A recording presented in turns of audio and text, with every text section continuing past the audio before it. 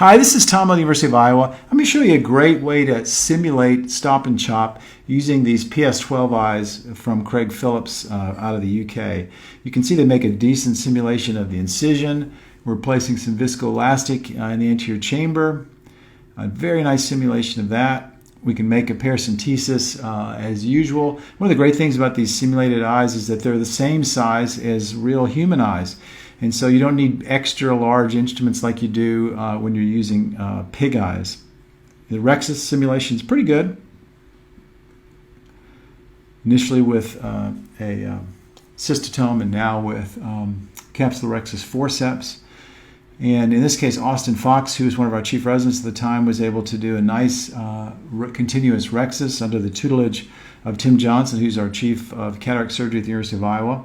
We got these eyes during COVID with the leadership of Jackie Hogsdale, who is our chief of simulation here at the University of Iowa. She's a wonderful physician and a leader in the area of simulation. You can see how these PS12 eyes are a pretty good simulation for this groove here. We'll be able to talk a lot about the techniques of the groove, and we can discuss the settings for the machine, and just really allows a nice simulation of the groove. One of the great things is that we can use two hands here, and so we can practice the tricky part, which is using both hands, getting the nucleus to divide into two pieces. Here you can see our resident's done a nice job dividing the nucleus into two pieces. Spinning the lens can easily be done with these eyes. And again, the sizing is right so that we don't have awkward issues like you do with eyes such as porcine eyes, which are too big. So now we've got this lens into two pieces, so we're going to stop doing the divide and conquer, and we're going to start doing the chop, and so that's why it's called stop and chop.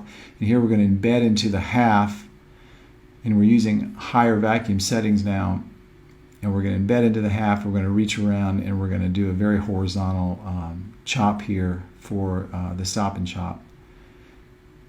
You can see that one of the disadvantages of this material that simulates the nucleus here is it begins to dissolve with time, and so you have to kind of work quickly, otherwise this material dissolves on its own.